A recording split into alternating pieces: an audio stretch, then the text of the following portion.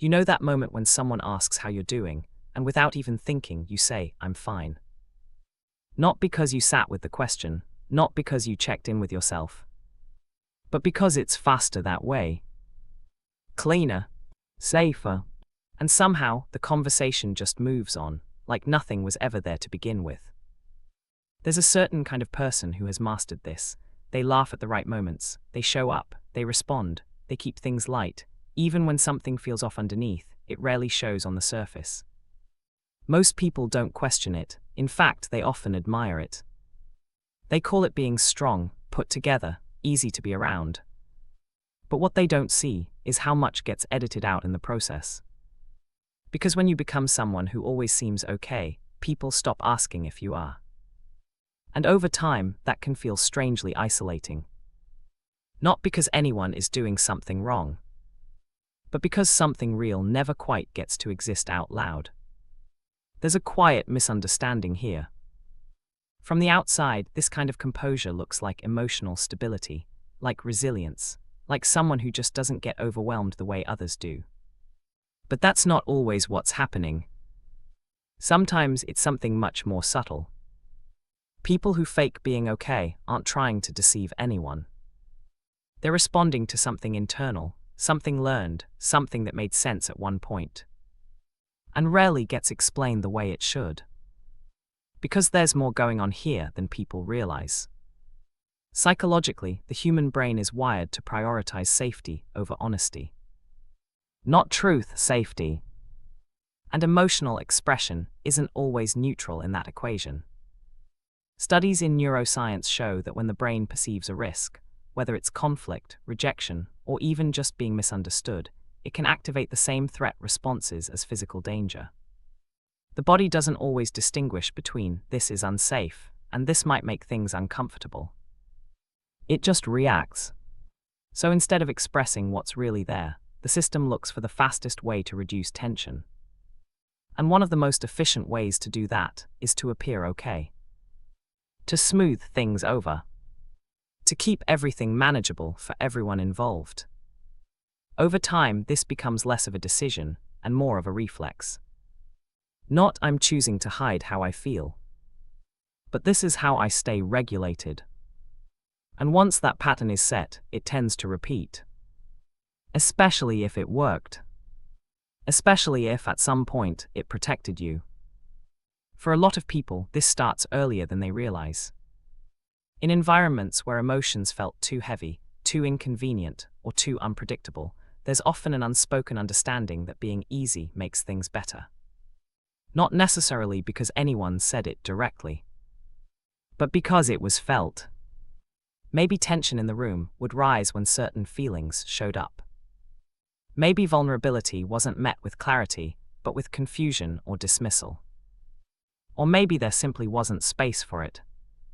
So the nervous system adapts. It learns to scan what's acceptable here, what keeps things steady. And often the answer becomes, minimize, manage, move on. Be okay even when you're not.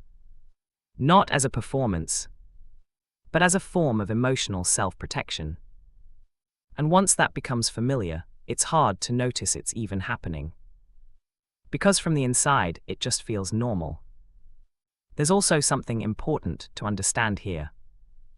This way of responding isn't better or worse than being openly expressive. It's not more mature, it's not less healthy. It's just different wiring. Different adaptations to different experiences. Some people learned that expressing everything was safe. Others learned that holding things in kept life more predictable. Neither is inherently right. They're just responses to what the environment required. But here, where it gets more complex. Because while faking being okay can create a sense of control, it also creates a kind of distance. Not just between you and other people, but between you and yourself. When you consistently override what you feel, eventually, it becomes harder to fully recognize it. Not because it's gone, but because it's been deprioritized for so long. There's a paradox in this. The very thing that makes someone appear emotionally steady on the outside can quietly make things feel less clear on the inside. You become good at navigating situations, good at maintaining balance, good at not letting things spill over.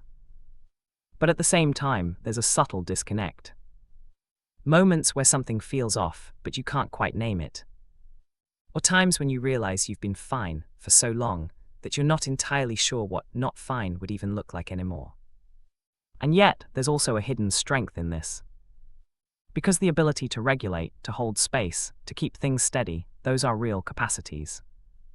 They come from awareness, from sensitivity, from understanding the emotional landscape, even if you don't always show it. The issue isn't the ability itself. It's when that ability becomes the only option. When being okay stops being a choice and starts being the default, no matter what's actually happening underneath. That's where it can feel limiting. Not in an obvious way, but in a quiet, accumulating one. Because humans aren't designed to feel one thing all the time. Even calmness, when it's constant, can start to feel incomplete. But none of this means something is wrong with you. It doesn't mean you've been doing life incorrectly. It means your system learned something that helped you at one point, and it kept using it. That's what systems do. They repeat what works. Even if working just means avoiding disruption. There's a kind of logic to it. A kind of intelligence.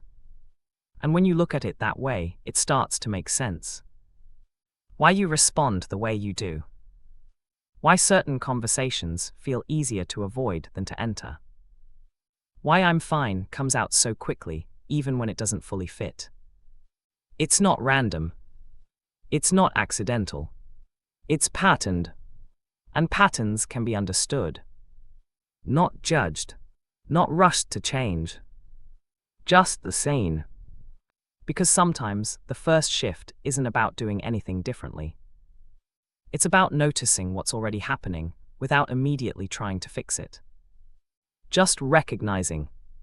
There are moments where I say I'm okay, and I'm not entirely sure if that's true. And that awareness alone starts to create space. Not pressure. Not expectation. Just space. And in that space, something new becomes possible. Not forced honesty. Not sudden vulnerability. Just a slightly closer connection to what's actually there. At your own pace. In your own way. Because you were never broken for learning how to stay okay.